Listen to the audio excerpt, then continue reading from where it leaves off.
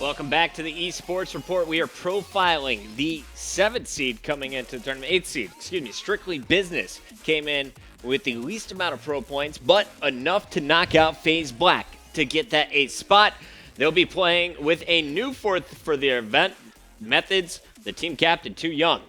So they picked up a very veteran player. Fizzard is going to be joining the squad. And let's take a look at the group they're going to be playing in, Revin. All right, let's see who Strictly Business matches up with now. Something that I should talk about. Fizzard and John, they've won a championship together, so already existing chemistry there. But Team Caliber, Optic Nation, and Evil Geniuses, along with Strictly Business in Group A. That is such a tough road. If you got to get out of Group A by finishing in the top 2, which means you're going to need to win twice in your mini double elimination bracket is the easiest way to think about that.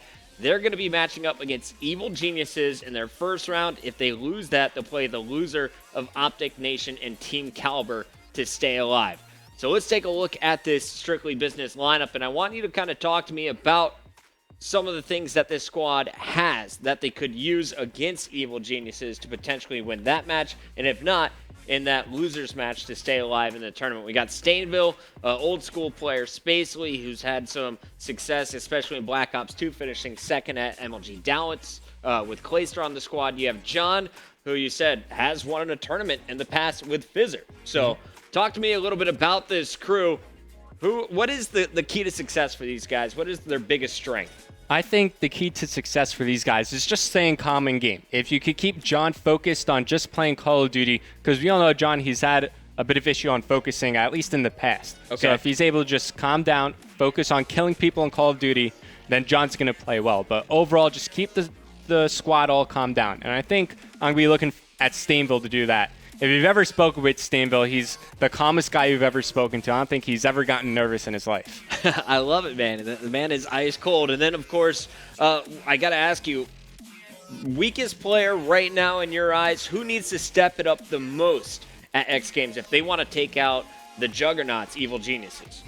I think in Search and Destroy, Stainville. Stain? Okay. I think in the respawns, in terms of slang, I'm going to be looking at Spacely. Just try to drop a few more kills on board. We've seen that, he does take the hit in KD because he plays so much for the objective, but I still feel like there's some gunfights that he gets in that he should be able to win. Okay, so S&D, we got to see Stain step it up. Respawn, we're going to see Spacely step it up. Who would you say out of the 4 attending X Games, who is going to be their strongest, most reliable player? Most reliable, probably Stainville.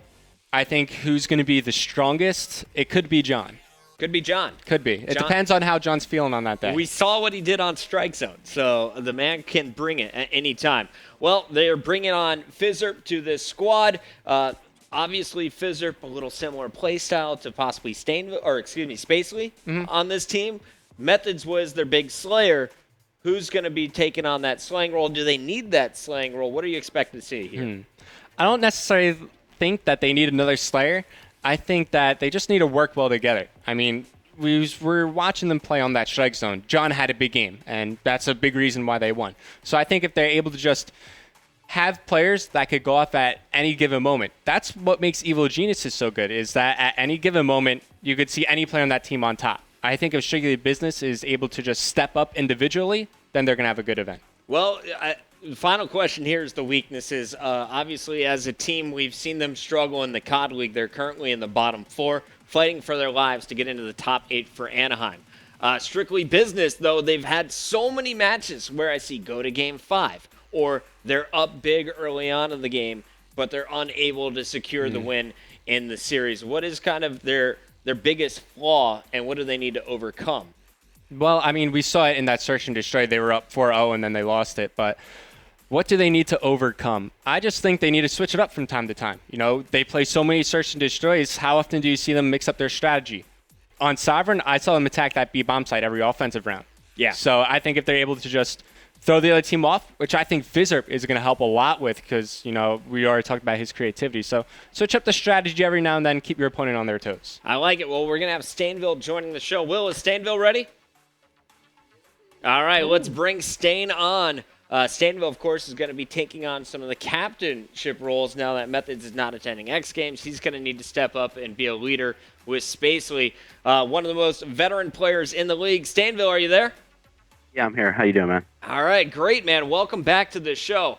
Stain, we've just been looking at the numbers, and unfortunately, the league numbers have not been so positive in your favor. Of course, this is online play, but I want to get your thoughts on the team. Where are you guys at right now, and what do you think about your situation in Group A? I think we're in a tough spot. Switching our roster is not the easiest thing in the world, especially when you're a pool like ours. But I think Fizzard brings a lot to the table. He's a very versatile player, and he's different in a lot of aspects. And I think it's going to kind of change the way we play S&D a little bit. I was listening to you guys talk, and Revan's right. We do need to switch it up. I agree. When we had the 4-0 lead, I said we need to work on closing a little bit more. We kind of repeated the same thing we did over and over and over, and it just wasn't working. I think we all just need to sit down and realize that and revamp our strats entirely. And this next week and a half is just pretty much grind week. Well, I love it. You guys do have about 10 days now. It's going down June 6th. We're closing out May right now. So you guys do have some time to grind it out. Fizzerp is going to be playing with you at the X Games. What are some of the keys that you guys feel you need to be working on specifically? I know we struggle in S&D, and I struggle in S&D particularly. I haven't been grinding as much as I should have, but that's changing. It has been changing recently. I think respawn. I'm not sure how we're gonna play that. I mean, it's hard to practice domination in this game. Spawns can be so random. I just think we really need to get that down with Fizzerp. I think Blitz will be fine, and I think S&D. We all just need to be on the same page. So speaking a bit more about respawn games along with Fizzerp, obviously you guys, you're going to lose Methods. What does Methods bring to the team, and what do you expect from Fizzerp in the respawn games? I mean, Methods picks up a lot of kills. It's a big factor. I mean, you always want more kills than the other team, and Methods is that guy that will get those kills, or he'll pick up the slack when someone else isn't.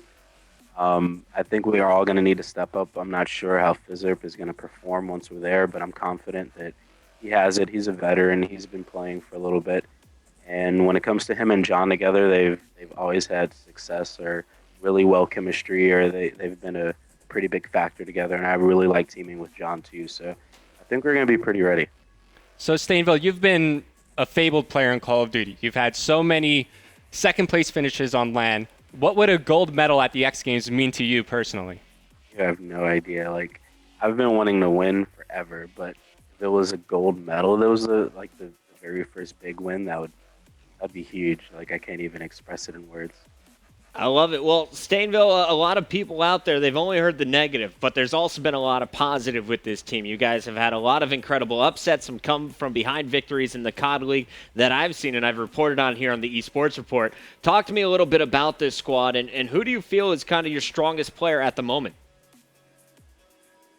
That's the thing. I don't feel like there's a strongest player at the moment, and that might be a good thing. I feel like any player has the potential to kind of go off at any given time. We just have a problem where we're not all going off at the same time, and that's where we struggle.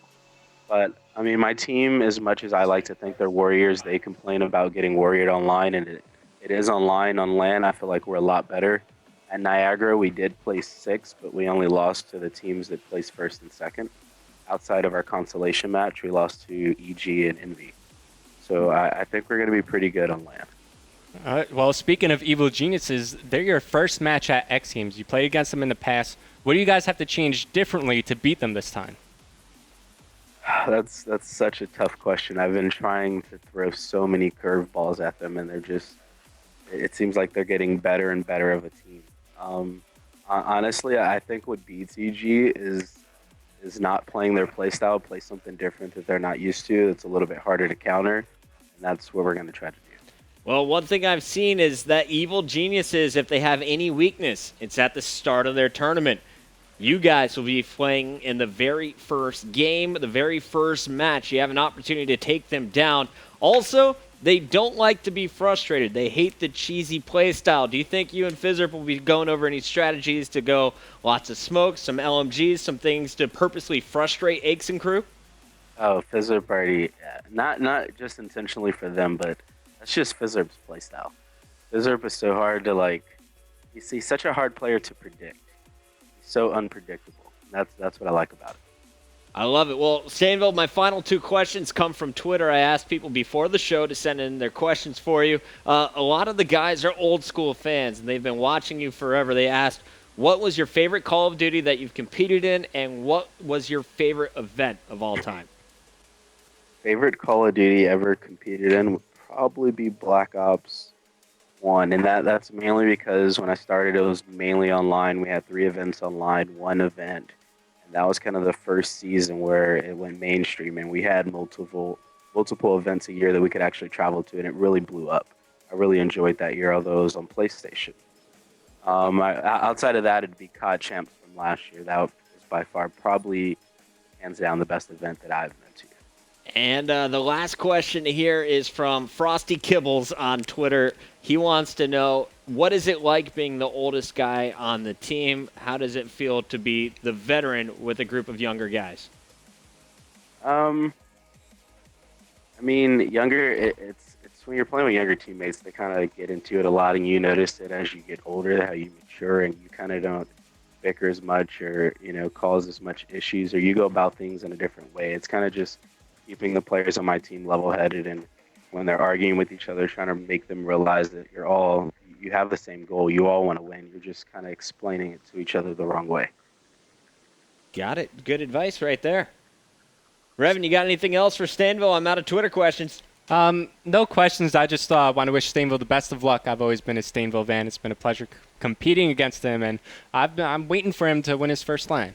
All right, Tosh, best of luck against Evil Geniuses. We'll be watching you, and of course, you guys at home can watch him as well. He'll be playing Friday in the very first match against Evil Geniuses. At the end of the show, we'll go over all of the schedule. You can screenshot it, save it at home. But next, we're going to be talking about Curse Orange. In the meantime, we're going to commercial break. You should be following Stainville during this commercial break.